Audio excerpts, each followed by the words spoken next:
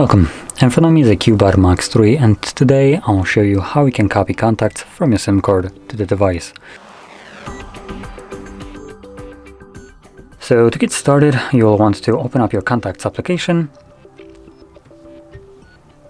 From here, tap on the three bars right here in the corner.